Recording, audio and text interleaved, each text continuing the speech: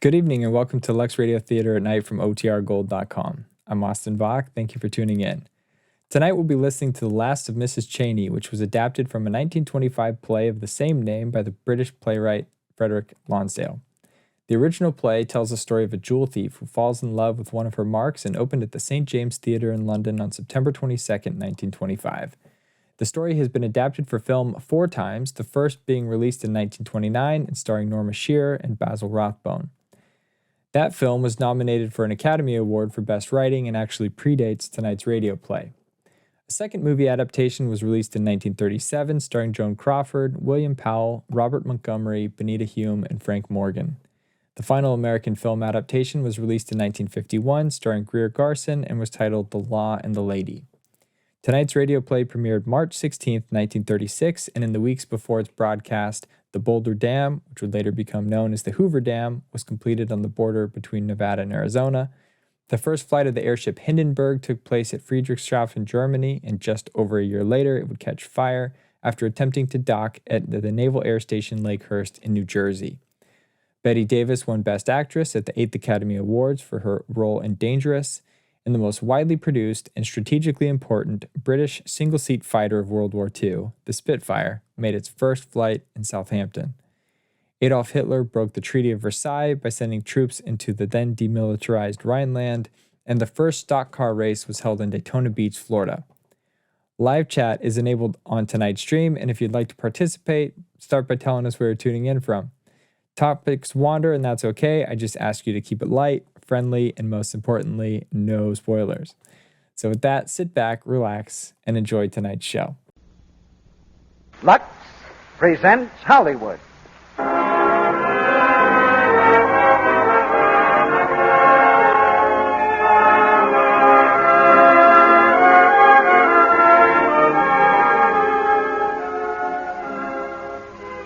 The Lux Radio Theatre brings you Norma Shearer, Walter Pidgeon, and Adolphe Menjou in The Last of Mrs. Cheyney. Ladies and gentlemen, your producer, Mr. Cecil B. DeMille.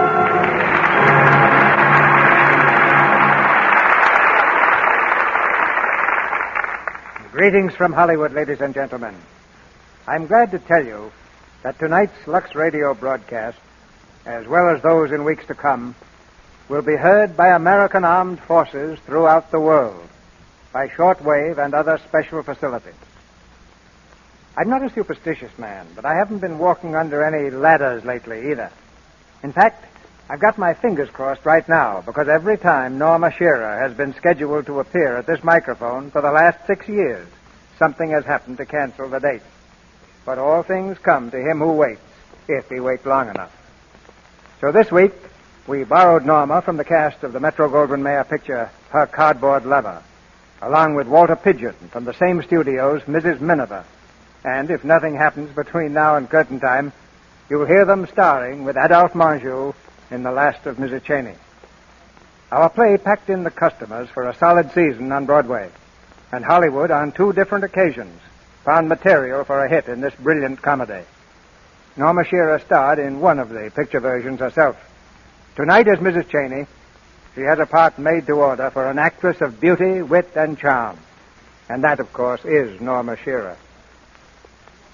For this hour each week, we like to think that we're helping a whole nation forget the problems of the moment and relax in another world, the world of the theater, to laugh a little, to thrill to fine drama, and tomorrow to return to the task at hand with new determination. That's the job of this Lux Radio Theatre, which Lux Toilet Soap brings you each Monday night. We're all hurrying along these days because we all have something important to do. If Americans had less native stamina, we might see smiles disappearing, but not here. We thrive on hard work. The men are more cheerful, and the ladies, unless my eyes deceive me, look lovelier than ever. And as most of you know, Lux Toilet Soap helps to put that smiling complexion on the situation. Here's the curtain going up now for Act 1 of The Last of Mrs. Cheyney, starring Norma Shearer as Mrs. Cheyney, Walter Pidgeon as Lord Arthur Dilling, and Adolphe Menjou as Charles. All ashore, the Johnny Shore! All ashore, the Johnny Shore!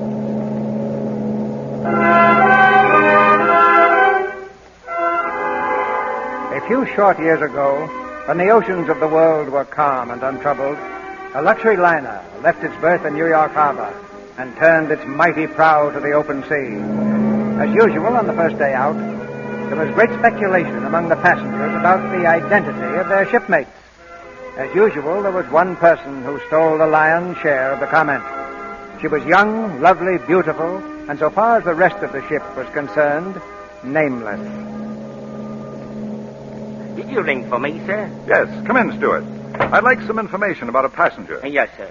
What is the passenger's name, sir? That's what I want you to tell me. Will you describe the passenger, sir? Well, now, let me see. She's rather beautiful, I'd say, and she's sort of... No, you don't mean the lady with that look, sir. And she has a way of, it's That's rather... the woman. Who is she? Her name is Cheyney. Mrs. Fay Cheyney. Mrs.? Sorry, sir. Oh, I'm sorry, too. Go on, Stewart. What else do you wish to know, sir? Oh, just break down, Stewart. Here. Will a pound note help you to remember? Oh, thank you, sir. She's American, a widow, traveling alone. Has 7 or 8 trunks, no pets. She has a deluxe suite, comes from Minneapolis, Minnesota, and you're the 5th gentleman who's asked about her in the last 2 hours. You've quite a fund of information. And what do you know about me? You, sir, are Lord Arthur Dilling, first son of the Earl, traveling to England with a party of friends. Good. You were recently sued for breach of promise by a young lady you met on the 5th Avenue bus. And That's enough. I don't want to know too much about myself.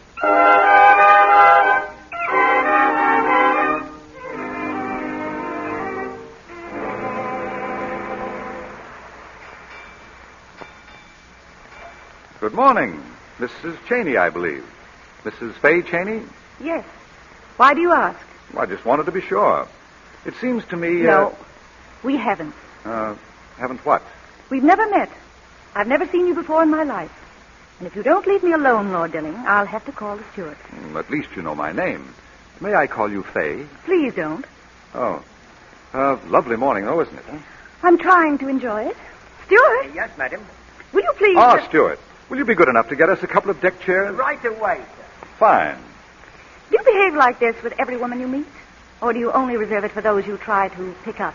I'm glad you asked me that question. You know, I was afraid you were going to snub me. I believe I have met you after all. You're that well-known type of man who thinks he can foist his company on any woman who happens to attract him. I'm sorry. I suppose I owe you an apology. You see, I merely did it to win a bet.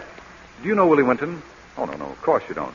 But Willie bet me 30 pounds you wouldn't dine at our table tonight. That, of course, is a lie. Of course. But will you? No, thanks.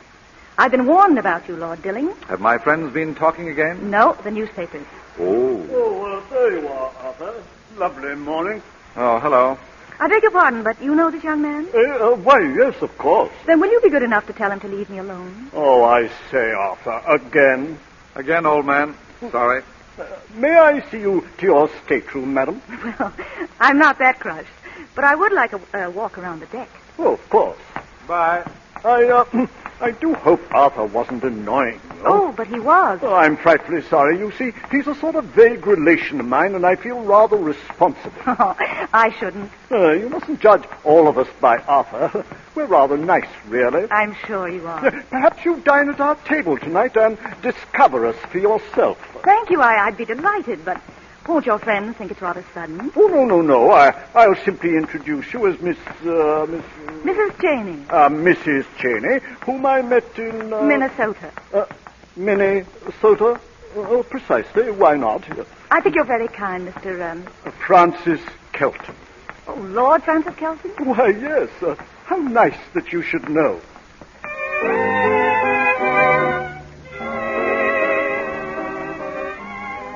Mrs. Cheyney, my dear, whom I met in Minnesota. Mrs. Cheyney, Lady Winton. How do you do? I hope I'm not intruding, Lady Winton. My dear Mrs. Cheyney, you're a perfect godsend. Here am I, a lone woman with 3 dreadful men. Are you going to London, Mrs. Cheyney? Yes, I am. Planning to stay long? Yes, I'm taking a house there. How nice. Hello, Kitty. Am I late for dinner again? Yes, Willie, you are. This is my husband, Mrs. Cheyney, an old friend of Francis's. How do you do, Mrs. Cheyney? This is a pleasant surprise. Sit down, Willie. Where's Arthur? Oh, he's coming. Here he is. Evening, Kitty. Sorry I'm late. Oh, good evening. Mrs. Cheyney, may I present Lord Arthur Dilling? How do you do? Oh, we've met. Don't you remember? I'm the fellow who lies. Oh, yes. Yes. Oh, Willie, Yes, Omer? you owe me 30 pounds. So I do.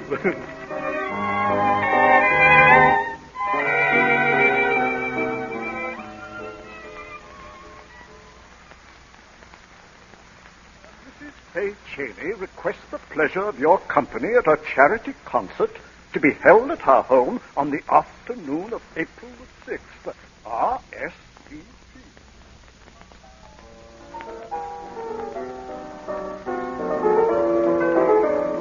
Oh, Charles, Yes, my lord. how long is that going to go on out there? Any idea? Well, I believe it's the last selection, my lord. Good.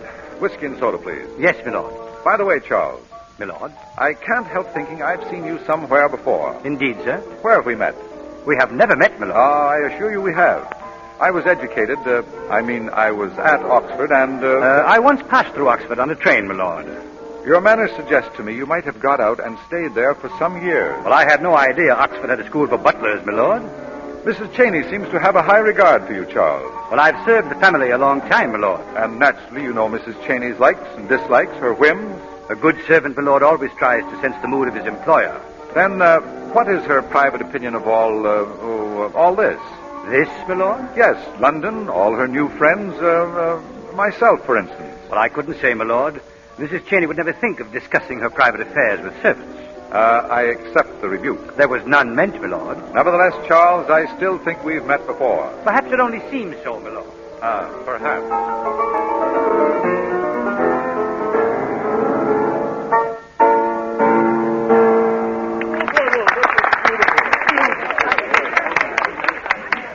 Well, I must fly. Oh, wonderful concert, darling. Beautiful. Thank you. Goodbye, Maria. Chilton, are you driving me? Yes, of course. Goodbye, Mrs. Cheyney. It's been delightful. Lord Kelton, I ought to scold you. You really shouldn't have bid so much for that doll. Oh, it wasn't for the doll, exactly. It was more for you, Mrs. Cheyney. Oh, bidding for me? No. I mean, well, I shouldn't. I know. And thank you. Goodbye. Goodbye, my dear. Hey, will you dine with me Saturday? Oh, I'm so sorry. I promised the weekend to the Duchess of Ebley. The Duchess? Oh, you lucky beast. Well, do get her to show you the Ebley pearls, my dear. They're fantastic. The Ebley pearls? But don't ask her how she got them. That's rather fantastic, too. Bye, dear. Goodbye. Oh, George, Yes, madam? will you clear away the garden furniture, please, and have William bring the car around? I'll be out for dinner. Yes, madam. Oh, where is Charles? I believe he's in the drawing room, madam. Shall I tell him? No, I'll find him. Charles, I'd like to see you a moment. Yes, madam. Hello. Join me in a whiskey and soda? Arthur, I thought you'd gone. Why? Well, all the others have. I'm waiting for my man with the car. Your man has been waiting for some time, my lord. Has he? Well, it's a lovely afternoon, Charles. Tell him to wait a little longer. Yes, my lord. Hello. Hello. I rang you up 5 times this week, and each time I was told you were out. What a shame. Were you out? No, each time I was in. Yeah, I thought so. Twice I answered it myself and told you I was out. Now, may I ask why? Certainly. I don't care to be alone with you, even on a telephone. Why not? It's my only way of paying tribute to your reputation. Oh, don't tell me it frightens you. You have the great distinction, Arthur, dear, of being one of the few men in the world I'm not frightened of. And I feel I ought to be. Really? Why? Well, you're not bad-looking, exquisitely indifferent, even rude to people. A great sense of humor, brilliant, and... What else? That's the trouble. Nothing else. Tell me, did you learn the art of rebuking people so charmingly from your butler, or did he learn it from you? I wonder. I like that fellow. You mean my butler? Yes, I like his insolence. Oh, was Charles rude to you? Oh, no, the reverse. I've often been told to go to blazes, but never so pleasantly as he told me a few minutes ago. How stupid of Charles. He should know you'd already gone. Now, who told you that? Oh, some of the women who went part of the way with you. You appear to have rather a low opinion of me. Shall we say I haven't a very high one? Really? Have you of yourself? Not at the moment. Then there's hope. I want you to like me. You've got to like me. Now, what can I do about it? Heaps. For instance? Live up to the reputation you have for possessing a sense of humor. Go on. Stop living on the glory of your ancestors. Anything else? And tell me exactly why you remained here today after the others had gone. I wanted to be alone with you. Yes? And tell you you're the most attractive woman I ever knew. Oh, and then? If that went well, I propose to suggest a little dinner at my flat. I see. And if that went well? Then I'd be experienced enough not to say another word till after the dessert. In the future, I shall never dream of asking you to dine with me without a couple of bishops. But why, Arthur? You've depressed me. I don't feel half the fellow I thought I was, and, well, it's a bore. You're no end of a fellow, if you only knew it. Nonetheless, I feel now that I have been talking to an entirely good woman. You are, aren't you? Why do you want to know? Because I should feel such a fool if you weren't. I am. But still willing to throw yourself at a man like Kelton? Throw myself? Well, that's what I'd call it. I wouldn't. And why shouldn't you? He's rich, he's solid, he's reliable, and, something of a fool. Arthur, dear, ring the bell, will you? Certainly. What for? Charles knows where your hat is. Oh. Do you mind if I finish my drink? You don't drink with your meals, do you? Certainly. Why? Because you drink so much between them. May I offer you one? Thank you. You know I don't drink. Cigarette, then. And you know I don't smoke. I suppose you'll despise me if I finish this? No. I should like you all the more if you didn't, that's all. Very well. For today, I'm a teetotaler. Goodbye, Faye. Angry, Arthur? No, just defeated. New experience for you, isn't it? Look, you didn't mean all those things you said to me just now, did you? I meant every one. I like you so much. You know, I've never kissed a woman's hand before. That's a new experience, too. What does it mean, Arthur? My complete and absolute respect. Goodbye. Your hat, my lord. Oh, thank you, Charles. Stand by the window, Charles. Let me know when he's gone. Yes, darling. Debussy, isn't it, darling? Yes.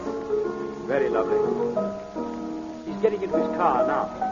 Ask George and William to come in, Charles. They'll be here, darling. Don't worry. Come in, George. Oh, my blasted feet are murdering me. Sit down, George. You're jolly well right, I'll sit down. Oh, did you ring, madam? It's quite all right, William. Everyone's gone. Oh, this blasted collar's been choking me all day. Here, how much longer do we keep up this servant act, Charles? I'm clean wore out. You have to play that stuff, Faye. Give us something lively, will you? What a pretty lot of pets you look. Oh, thank you, darling. Well, I've got the invitation. Where? The Duchess of Ebley. I'm asked to stay as an honored guest. Good girl. Wonderful, Faye. Yes, not too bad for the 5 and 10 cent store girl from Minnesota.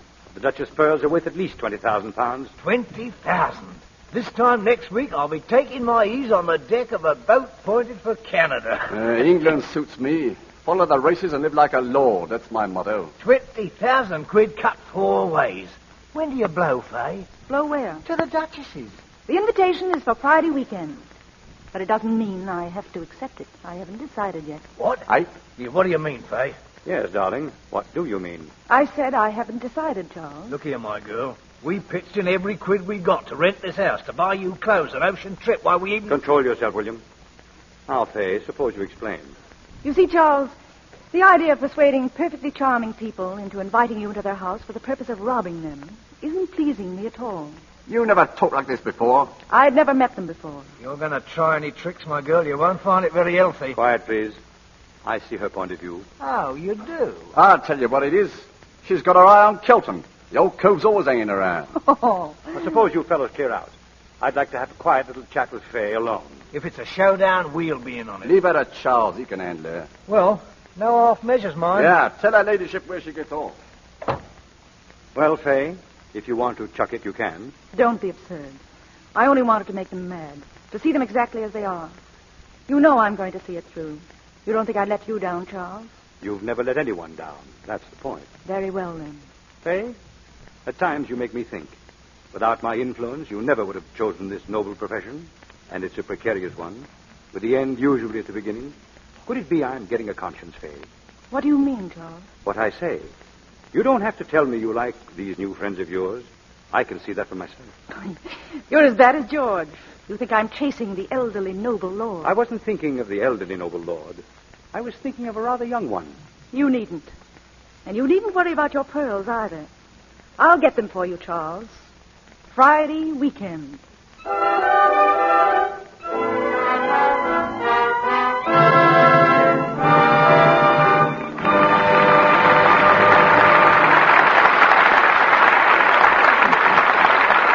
In just a few moments, Mr. DeMille and our stars, Norma Shearer, Walter Pidgeon, and Adolphe Marjou, will return in Act 2 of The Last of Mrs. Cheyney. You know, sometimes when the doorbell rings, it has a very exciting sound. And if you're a pretty young lady, you hurry to answer.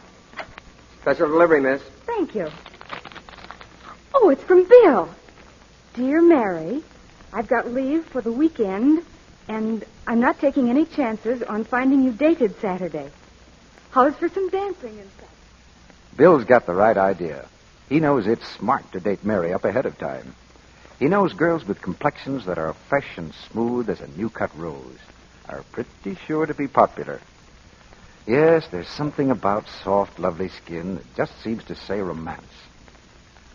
You want the kind of skin that wins, a smooth, romance complexion. So why not let Hollywood's famous beauty care, Lux Toilet Soap, help you have it? Screen stars depend on their daily active lather facials with this gentle soap. They say the lather's so rich and creamy it feels as though they were smoothing beauty in. Yet Lux Toilet Soap's active lather is thorough, too. It removes stale cosmetics, every trace of dust and dirt from the skin. Here's all you do to take a Lux Soap Beauty Facial. Pat the fine, rich lather lightly in. Rinse with warm water, then with cool. Then pat your face with a soft towel to dry. Now touch your skin. It feels exquisitely fresh. And it is. Just try this simple facial every day for 30 days. Discover for yourself what a wonderful beauty aid this Hollywood care can be. How soft and smooth Lux Toilet Soap helps you keep your skin. Get 3 cakes of this luxurious soap tomorrow. Now, our producer, Mr. DeMille.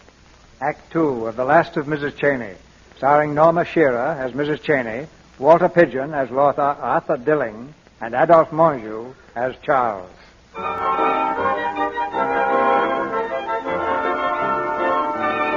It's Sunday evening of the weekend party at the Duchess of Ebbley's, and Fay has still not stolen the pearls.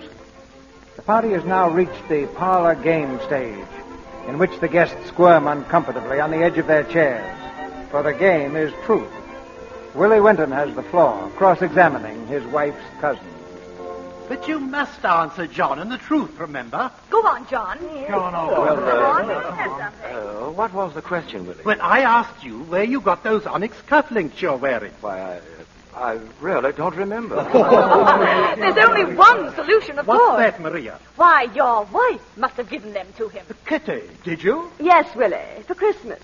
I knew you wouldn't mind. Oh, no, of course not. Is the game over? Oh, no, Fay, we're just beginning. I believe it's our hostess' turn to make us all squirm now. Oh, do try and be bright, Elizabeth. Very well, my dears. I'll start with Willie. Willie, what is your private opinion of me as a hostess? Oh, I say. I consider the question answered. Kitty, dear. Yes? Kitty, how many cousins have you? Oh, heaps and heaps. I asked how many. I'm not good at figures. Quite a few, I imagine. Enough to keep Willie out of cufflinks? Maria, I'm asking the question. Oh, of course, dear. Where's Kelton? Oh, there. Oh, I'm really not playing the game. I'm a sort of spectator, as it were. Kelton, answer me. Oh, well, all right. Kelton, are you really fool enough to think of marrying at your age? Why, say, look here. Yes or no? Well, now, that's really much too personal. The 4th Earl of Kelton is about to pay a forfeit. Well, I prefer to pay it rather than answer such a question in public. I shall think of something quite drastic. And now, Maria, I've always wanted to know your real age. What is it? 26, dear. What forfeit would you like me to pay? Go up to your mirror and sit in front of it for half an hour. Oh, yes. And now, just one more. Arthur, dear. Ready, Aunt Elizabeth. Arthur, is it true, as I've heard, that you're in love, really in love? Hopelessly, desperately, and finally. With whom? Like Kelton, I refuse to make an answer which is already obvious to everybody. I think you'd all better pay a forfeit. I suggest for a change we retire early and stop boring each other. Good night, dear. Good night, Kitty. Well, it looks as if I get off scot-free. Not quite, Fay. When Arthur proposes to you, will you accept him? But he hasn't proposed. And I really haven't thought about it. Nonsense. You like him, don't you? Everybody does. Oh, Arthur has his good points, you know. He's charming. I can't stand sentiment, but I really like you. And it isn't every woman I'd urge to enter the family. That's the sweetest thing one woman could ever say to another. Thank you.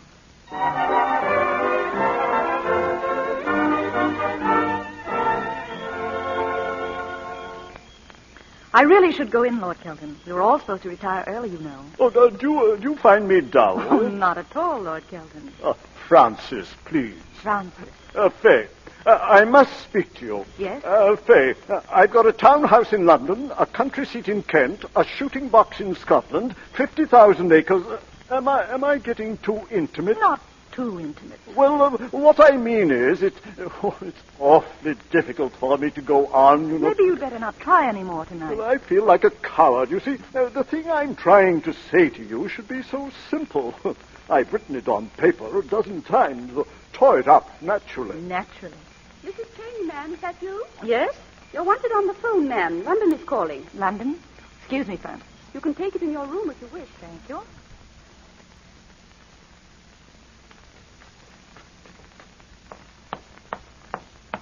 Don't hurry. It's a fake. What? Your call from London. A fake. I wanted to talk to you. You mean no one wants me? No one. Except me, Faye. Oh. And I want you terribly. Really, Arthur, I'm in no mood No, don't misunderstand me. I love you, Faye. Will you marry me? Please, Arthur, I'm going to my room. You didn't accept Kelton, did you? What makes you think he asked me? Did you refuse him? No. You will. Can't we discuss this some other time? I'm rather tired, Arthur. You're going to marry me, Faye. The Bishop of Broadminster is an old friend of mine. Less than a couple of miles from here. I've already telephoned him to expect us the first thing in the morning. You're terribly sure of yourself. On the contrary, I'm frightened to death. I don't believe it. It's true. Feel my hand. Why, you're trembling. You won't disappoint the bishop, will you? You're very sweet. I love you, Faye. You do, don't you? When I'm not with you, I walk around in a little private fog of my own. I cut my friends and greet my enemies. I hear music in the streets and see flowers growing in the gutter. I'm responsive to beggars and comb my hair continually. In fact, let's face it, I've got it worse than any of heaven's creatures ever had it before. Good night, Arthur. Good night, Faye.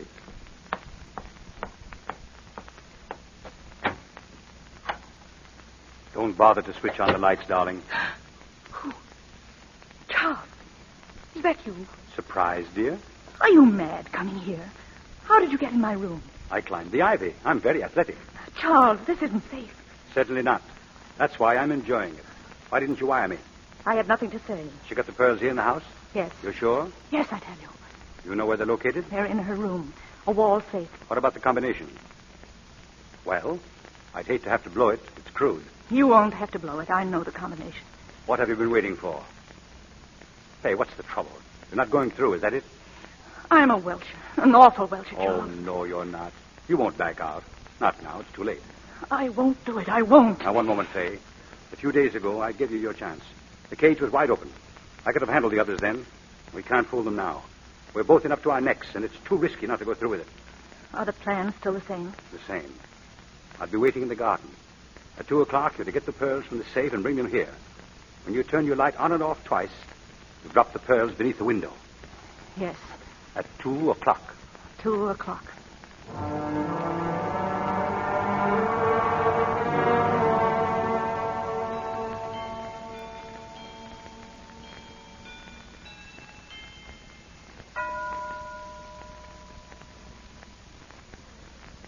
Hello up there. I say, Faye. Who is it? Arthur, come down into the garden. Oh, don't be a fool, Arthur. It's 1 o'clock. I know it. Would you like me to sing to you? Anything but that. You may not know it, but I have a rather pleasing baritone voice. I'm sure you have, but I'm just going to bed. Oh, how absurd. It's beautiful out here. Why don't you come on down? Do you suggest I jump? No, climb down the ivy. Apparently somebody tried to climb up. Look, it's all torn away from the wall. Really? Who do you suppose it was? Kelton? Perhaps. You'd better leave before someone thinks it's you. Good night. I say, Faye, wait. Ah, there. What the... Oh, I'm sorry, my lord. Well, Charles. Yes, my lord. Good evening, Lord Dilling. Good evening. Aren't you a long way from home, Charles? Yes, my lord. What brings you to Ebbly so late? A cablegram, my lord. For Mrs. Cheyney. It arrived at 8 o'clock. There was a train at 9:15, and thinking it might be important, I took the liberty of... I see. Your devotion to duty and Mrs. Cheyney is really quite touching. Oh, thank you, sir. Most butlers would have telephoned. Well, that occurred to me, my lord, but it would have necessitated my opening the cablegram and reading it to Mrs. Cheyney. Of course, that would be unthinkable. You delivered it in person? Mrs. Cheyney had retired. I gave it to the housekeeper. Good night, my lord. Just a moment. We can put you up here for the night. And you can catch a train in the morning. Well, you're very kind, sir, but there's a local leaving at 1:55, and I have many things to attend to in the morning. Then at least we can do is have you driven to the station. Well, your lordship's thoughtfulness is most considerate, but I shall enjoy the exercise. It's 6 miles to the station, Charles. Is it really? Well, it seemed less when I walked here. Good night, my lord, and thank you. It's very funny, Charles, but every time I see you, I have a definite feeling we've met somewhere before. You even look more familiar with a hat on. Oh, I beg your pardon, my lord. How careless of me. I should have taken it off immediately. Good night, my lord. Good night.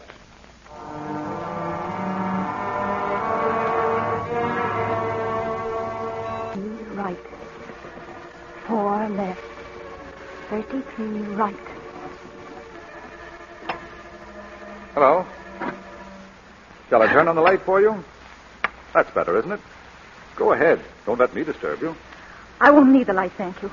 Oh, yes. You already have the pearls, haven't you? May I see them? Thank you. Beautiful, aren't they? You're surprised to see me? I persuaded the Duchess to change rooms with me for the night. Did you tell her why? No, she'll probably ask me in the morning. Oh, what will you say? I'm not sure. I suppose Charles was going to pick the pearls up? That's it? And all this business, Kelton and me, all part of the game? Certainly. I see. The job in hand, then, was merely the pearls. Exactly. For Charles and you. For Charles and me. Cigarette? Thank you. Oh, I just remembered. I thought you didn't smoke. You also thought I was honest. Very true. By the way, what made you suspicious? I suddenly recognize your Yes, what is Charles to you, by the way? My butler. I mean, in his spare time. A friend. How did you recognize him? I wasn't sure until I saw him with his hat on. Then I remembered 3 years ago. I was in Biarritz when he was nearly caught. I gave him a sporting chance. Sent them running in the wrong direction. You see, I really saved him for you. You couldn't see your way to making a habit of it. I've always had a horror of doing the same thing twice. What terribly nice cigarettes. Oh, I'll send you some. That's sweet of you.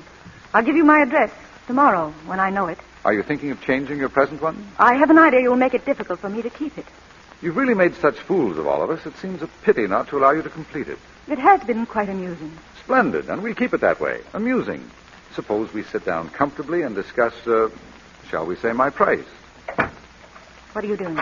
Locking the door. I see. So we revert to type. We do indeed.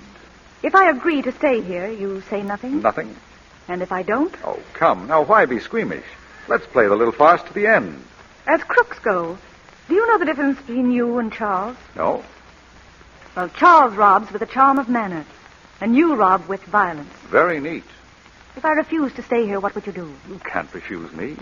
I wonder if it would interest you to know that as a woman who has done nearly everything there is to do in this world, this is one of the things that I have never done. Why do you smile? I thought we had done with posing. You don't believe me? What a fool you'd think me if I did. But it happens to be true. I wonder how I can prove it to you. You couldn't. It's too difficult. I can quite understand you're not believing me. And I'm sorry, because you happen to be the one person in the world I would like to have believe me. But as you don't, I will do the next best thing.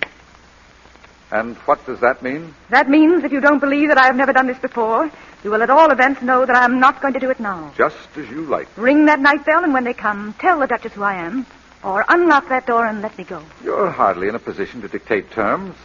That night bell is really an alarm, you know, a police alarm. You can't keep me here against my will. I intend to. Do you? Well, I prefer that they should know what is true about me. Then you should believe what isn't. Open that door, or I'll ring the bell myself. Are you trying to persuade me that you'd really do it? Unless you open the door. Why the bluff, Fay, dear? It's meaningless. And how? You're much too sensible to take the risk of doing 5 years in Holloway. 5 years in jail wouldn't be nearly as long as the next 5 hours with you. Get away from that bell. Get... Do you realize what you've done? Perfectly. They'll come rushing into this room, the whole crowd of them. I know it. Then why did you do it? To give you an opportunity to tell them the truth about me. Little fool. I say, what's wrong in there? Willie, what is it? You'd better let them in. What's the matter? Open the door! Open the door! Well, Arthur? I say, Arthur! I'm coming. Just a moment. Arthur, is anything the matter? Well, look here. It's Mrs. Cheyney. Hey, my dear, just what is all this? Lord Dilling has something to tell you. Well, Arthur? What is it? Perhaps you'd prefer that I tell them. Speak up, Arthur. What is all this about? Well, I persuaded Mrs. Cheyney to come into this room by false pretenses. In the presence of you all, I humbly tell Mrs. Cheyney I've behaved like a cad. A cad? You're the lowest thing I've ever known. I don't know what to say to you, Arthur. I suppose because she had sense enough to reject you, you decided she wasn't a lady. I believe that sums it up. Dilling, I for one will, and I hope every decent person in this world will cut you. Everybody should, except the insurance company. They should love him. What do you mean? Lord Dilling, will you give the Duchess her pearls, please? My pearls? What is the meaning of this? It means I came here to, well, I like them as much as you do. What? Oh, but you mean you were going to... Yes, I tried to steal them. But there must be some mistake. None. Well, I'm not feeling very well. I think I'll retire. I believe I will, too. I give you my word, Your Grace, that I won't try to escape. I invited you into my home. I thought you were... Oh, it's hard to believe. I've never been wrong about a person before. Console yourself. You weren't so wrong. You thought I was a respectable woman with the soul of an adventuress, whereas I'm really an adventuress with the soul of a respectable woman. Wait, please. Just for the record, you didn't fool me for a moment. There's no such place as Minnesota, is there? No. I made it up. Good night.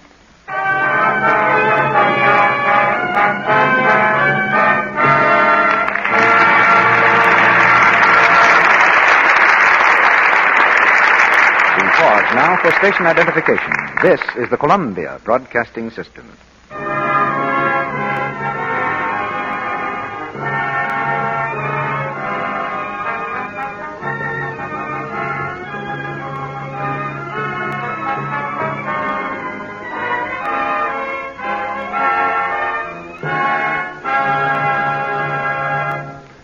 After a brief intermission, Mr. DeMille presents Norma Shearer, Walter Pidgeon, and Adolphe Marjou in Act 3 of The Last of Mrs. Cheyney. And now, quiet, please. A conspiracy is going on in a little house on Vine Street. Hurry up, kids. Light the candles before she gets downstairs.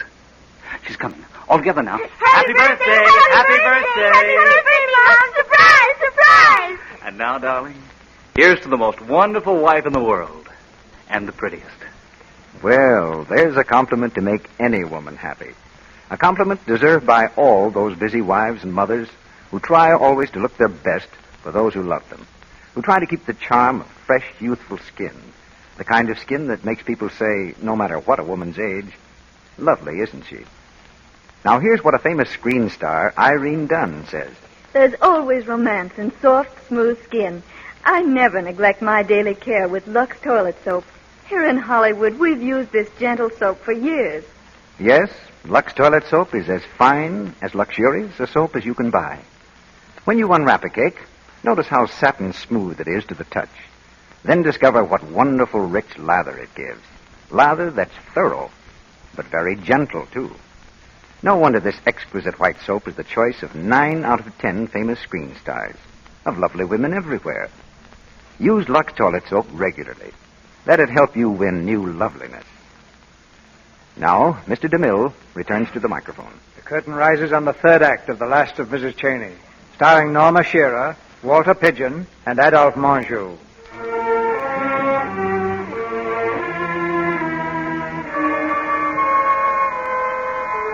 The house has quieted down for a few hours of restless slumber, but Fay, alone in her room, walks the floor nervously. Suddenly, the door is opened, and Arthur slips in silently. Have you been set to gardening? If so, you can take up your position outside the door. We've got to act quickly. I have a car at the gate, and the back door is clear. Are you ready? For what? I intend to get you out of this. And what will the price be this time? Now, you're not going to be a fool again. Not in the least. Nor have I the remotest intention of running away. Least of all with you. There's someone at that window. Charles, I imagine. Come in, Charles. What's the matter? I've been waiting since I can't... Charles, we have company. Oh, good evening, my lord. Evening, Charles. It's no good, Charles. Lord Dilling knows. I've bungled the whole job. I see. I'm sorry. Well, It's all in the luck of the game. And his lordship? He caught me, quite cleverly. They've put in a call for Scotland Yard. Inspector Witherspoon will be here in the morning. Witherspoon. Know him, Charles? Slightly. Lord Dilling, I presume you've gathered my position in this matter. Quite. But I'm afraid I don't quite follow yours. All I want is for Mrs. Cheyney to get out of here right away. Very generous, if I may say so. But if you feel like that, why, capture the lady. Charles, have you never heard of anglers who catch little fish and then fling them back again? Fay, dear, you're being unsociable. If his lordship wishes you to escape, then Charles, perhaps... You've got to get out of here as soon as you can. I intend to remain for reasons of my own. What reason? Well, that's my business. Then I'll remain, too. Don't you understand? Where could I go? It would only be a question of hours or days at the most. I'm not going through life always hunted. Well, it's really not bad when you get used to it. Not for me, thank you. So be it, then. We remain.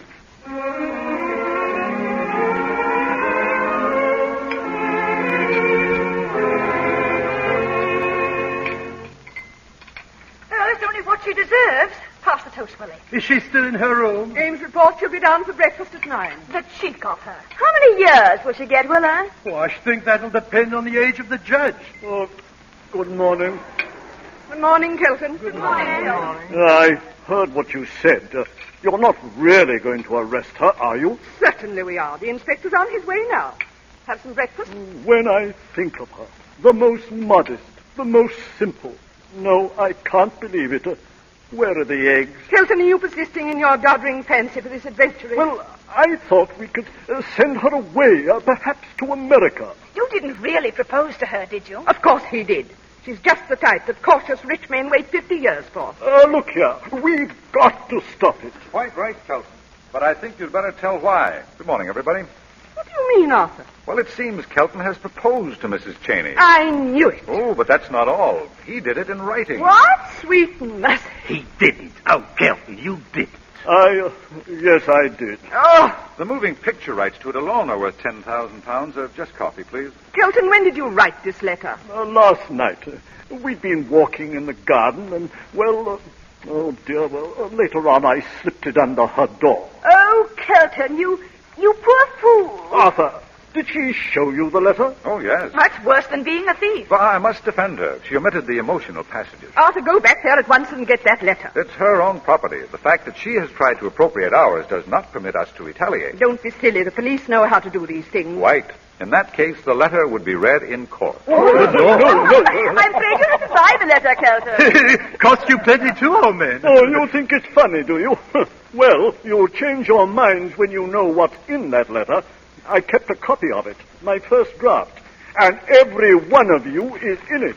Every one of us? What do you mean? I mean, you're all in it. You mean you dared to mention our names in a letter that might become public? What have you said about us? In that letter, I wrote my private opinion of you all. It seemed to me the proper thing to do. The rattle of skeletons falling out of closets will be deafening. Yes. I conceived it to be a duty to my future wife to define the people she should or should not know, as the case might be. Was I a not? Definitely. Am I? All of you. Including you, my dear aunt. For instance, it may not be true that Willie got kicked out of the Grenadier Guards. What? I won't hear a word of it. Sit down, Kitty. I think we'd all better know the worst. What have you said about my wife? Well, I said that it was evident to me that she prefers always to be with one of her many cousins rather than her husband. And though I could understand it, I could not condone it. That's all I said. That's all you said. That's all he said. Pass the letter to Maria. Top paragraph on 3rd page. Interesting, Maria, and probably very true, eh? Good heavens. Oh, no, don't upset yourself. myself, you beast, you can't. But I only don't said... repeat it. Oh, you... Gently, Maria, gently. It's not kind to me either. Auntie dear, suppose you look it over. Right there, I believe. The history of all your mistakes in a nutshell. So, Kelton, you've raked that up, have you? Seemed such fun at the time, but I must say it looks awful in black and white. I tried to whitewash you quite a bit. In other words, ladies and gentlemen, if this letter is placed as evidence at the Old Bailey, Mrs. Cheyney and Charles will be condemned as criminals, but the rest of us will envy them the comparative purity of their reputation. Oh, what are we going to do with this woman? Let us be accurate. What is this woman going to do with us? Well, my view is this. We should not for a moment let her think the letter is important. We should offer her her passage back to America, and in consideration of her returning the letter, the matter is at an end. Otherwise, she goes to jail. I think it's right. No, Arthur, you handle this affair. That ass has made mess enough of things already. Good morning. Ah, Mrs. Cheyney. Good morning. Won't you take a chair? Thank you. And as Charles was born a gentleman, mayn't he sit too? Certainly. Charles. No, thanks. I prefer to stand. Very well. Mrs. Cheyney, you have acknowledged frankly that in accepting the Duchess of Ebbley's invitation to stay here, it was for the purpose of taking her pearls. Yes. We planned it for months. That is very frank. The penalty for such things is considerable. Very considerable. Yes. Charles and I think that with the charm of manner, we may get off with 3 years. Exactly. Now, we have no wish that this should happen to you. Lord Kelton feels very strongly that if you had once asked a woman to be your wife, it would be ungenerous to treat her so drastically. Thank you, Lord Kelton. Not at all. So, Lord Kelton has a proposition to make to you. Oh, yes? Go on, Kelton. Then, if you will accept your ticket and a small sum, say £100, in return for the letter I sent you, we are prepared to consider the matter closed. Oh, is it my turn now? If you will be so kind, Mrs. Cheyney. I'm very sorry that I cannot accept Lord Kelton's kind offer. But Charles and I have decided we must go to jail. Is that right, Charles? Quite right. No, but I don't understand. Mrs. Cheyney. What are you talking about? Look here, this is nonsense, Mrs. Cheyney. You never succeeded in getting the pearls. Precisely. We failed. And that is why we should go to jail. If we had got them, we should have succeeded. A crime for which no one ever goes to jail. You put it charmingly, Fay, dear. My dear young woman, you don't understand us. We don't want you to go to jail. Then equally, Duchess, you don't understand us. We do. But good heavens, woman, you can't be serious. Isn't it sad, Charles? They don't understand us. Tragic. It makes me blush for them. Charles and I, in our humble way, have tried to live up to the highest tradition of our profession. And that tradition is never to be found out. But if you are, I say if you are, be prepared to pay the price. I beg your pardon, Your Grace. Yes? The police inspector is here. Tell him to wait. Yes, madam. You see, Mrs. Cheyney, we are terribly serious. It is your duty to be, my dear Duchess. You're very stupid not to accept a good offer instead of being taken away by that horrid policeman. Not at all. He may be charming. Are you ready, Charles? Almost eager. As I shall never see any of you again, I want you to know how much I've enjoyed knowing you all, and how sorry I am to lose such nice friends. Goodbye, Lord Kelton. It was sweet of you to ask me to be your wife. Ready, Charles? Oh, Mrs. Cheyney, now, wait. Yes? We are... I think that Lord Kelton, with his customary munificence, desires to make you a further offer. Yes, I am prepared to pay £500 for the return of that letter. Which I call very generous. I prize the letter so much that I don't think I would part with it for any money you could offer me. What about 1,000? But this is amazing. Oh, come, young woman. What is your usual charge for the return of letters? There never have been any letters. But if there had been, my charge would have depended entirely on the position and the manners of the people mentioned in them. And as I don't propose to sit here and be insulted, I will, with your permission, say goodbye. You are perfectly right, Fay, darling. And if I had known they were the type of people they are, I would never have allowed you to come and stop with them. Come along, dear. No, please, I agree. Maria was very, very hasty, and I'm sorry. Now, please sit down. When she has apologized, I will. Maria, say at once that you are sorry. Heaven give me strength. I'm sorry. Granted. Sit down, Mrs. Cheyney. Now, where were we? Well, we had reached the point where £1,000 was bid for the letter.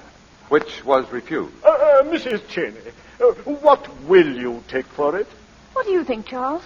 Well, I offer 5,000. You be quiet. I'll be nothing of the sort. My money is as good as yours. Mrs. Cheyney, will you please answer my question?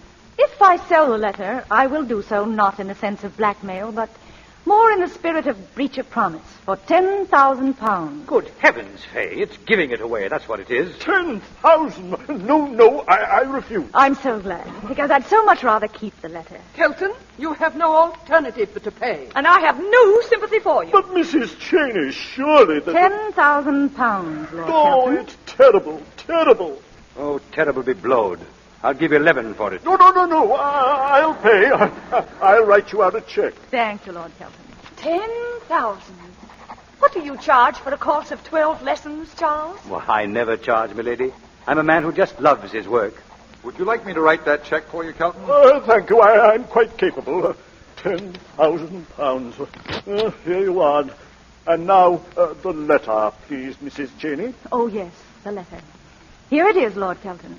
I hope you will find all the pieces. What? She's torn it up. I don't understand. Mrs. Cheyney, do you mean to say that you destroyed the letter? Yes, I tore it up.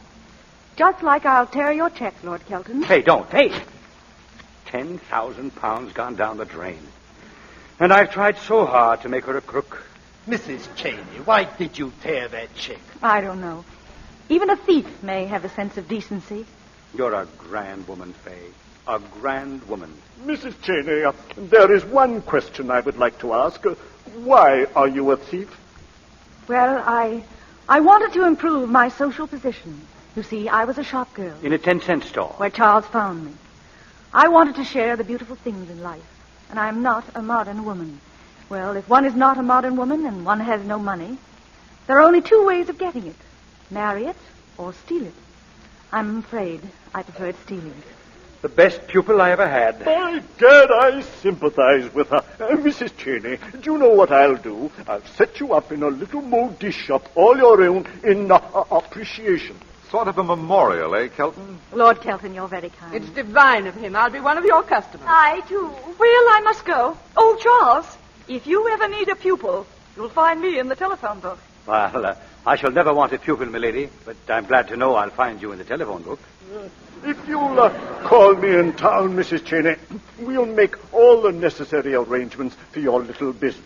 Mrs. Cheyney has changed her mind, Kelton. She doesn't need any bribe for doing something that came quite spontaneously. Lord Dilling is right, but thank you all the same. Oh, well, just as you say, but I shall be very glad to help you in any way I can. Charles, I wonder if an introduction to the president of a bank would be of service. Well, thank you, Lord Kelton. We'll see. Goodbye. I'll see you off, Kelton. Bye, all. We're coming, too. Goodbye, Mrs. Cheyney. Goodbye. Nice people, aren't they, Charles? Most of us are, Fay. What made you take up this job, Charles? With your brains, it seems a pity you haven't used them to better purposes. One of His Majesty's judges may use those exact words one of these days. I found out at an early age what most men find out in an old one. Life is very dull, my lord. I agree. So I decided to take it into my two hands. I began it as a blackmailer, but that was too easy. I went for higher and greater things. Oh, will you take this, Lord Dilling? What is it? I hate parting with it, because being the first I ever took, I treasure it. This is your gold watch I stole from you on Derby Day 5 years ago. My dear Charles, I've always wanted to meet the man who took it, and I hope you will do me a favor. Keep it. May I? I'd like you to. That is very nice of you. I will. So long, Dilling. So long, Charles. Goodbye, Fay. What do you mean, goodbye? What it means is, I have decided to take a little trip round the world. You're not going to leave me, do you understand? I am, and now. But I don't want you to. I must. Why? Whenever you come into a person's life, come into it instantaneously. When you go out of it even quicker. Charles, I'm going to cry. Don't do that, my sweet. But I would be terribly sorry if you didn't want to. Are you going around the world for pleasure, Charles? Mixed with business, my lord. Fay, I'm going to ask you a question, but you needn't answer it if you don't want to. I'll answer it with pleasure. If you hadn't come into my room last night, I would have taken the pearls. You mean that? Yes. But no one in the world could have been so glad to see you in that bedroom as I was last night. It's an extraordinary thing. But the most difficult question in the world to ask a woman is a nice one. What sort of a question were you going to ask me? You remember my mentioning a certain bishop who lives close by? Very distinctly, Arthur. While you were changing your clothes this morning, I jumped into the car and had a bite of breakfast with him. How surprised he must have been to see you at that hour. Oh, he's a delightful old soul, so sympathetic. I told him of a little trouble I was in. He said, "Bring her here at 11 and I'll fix it up for you." What was he to fix? That I could have breakfast with you every morning. But I never eat any. I told him there was a possibility of that. Did you tell him anything else? Mm-hmm. That I love you. Did you tell him anything about me? Everything. He said, "Get her. You'll never get another like her. He sounds like a darling. I'd like to meet him. He asks us to be punctual. So he thinks I'll come. He's more certain of it than I am. He says you love me. I wonder what makes him think that. Well, he has sort of an idea you'd never have rung that bell last night if you didn't. I'm sure I shall like him. Do you think he'll like me? He'll adore you. Do you? Terribly. What is more important? Do you? Much more terribly. I only wish I hadn't. You can't talk and kiss me at the same time. There. That will do it. What's that? That's the last of Mrs. Cheyney. And this? What's that? The beginning of Lady Dilling.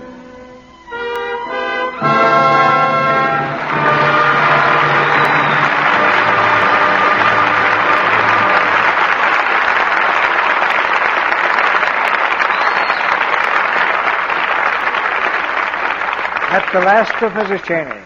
But your applause for tonight's performance calls our stars back to the footlights. And here are Norma Shearer, Walter Pidgeon, and Adolphe Mongeau. Thank you, Mr. DeMille.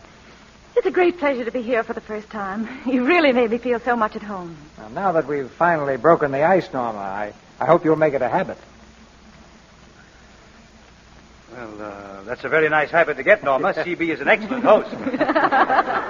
Although I came very close to losing my welcome here once, Adolphe. Well, Walter can't forget that. What happened? Well, I'd been talking to CP before rehearsal one day, and I thought he'd walked away, so I turned to somebody else and said, "The old boy certainly looks great, doesn't he?" But the old boy was standing right behind me.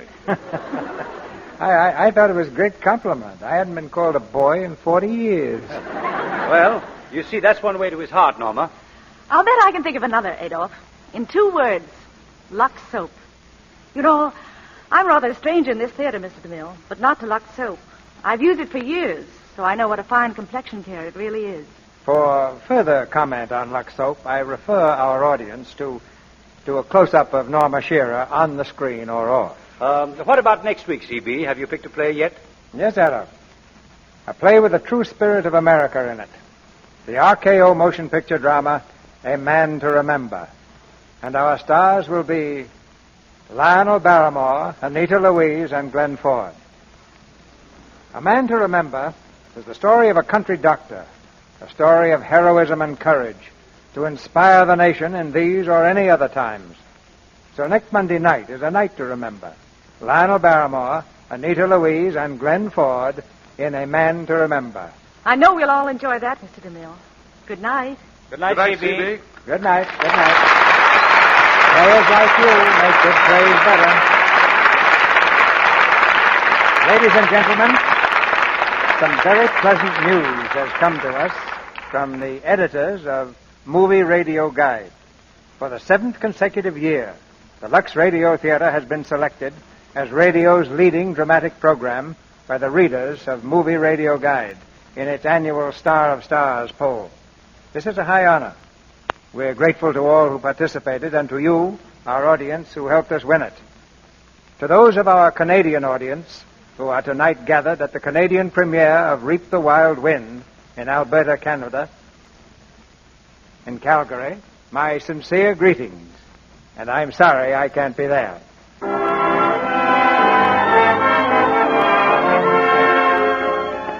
Our sponsors, the makers of Lux Toilet Soap, join me in inviting you to be with us again next Monday night when the Lux Radio Theatre presents Lionel Barrymore, Anita Louise, and Glenn Ford in A Man to Remember.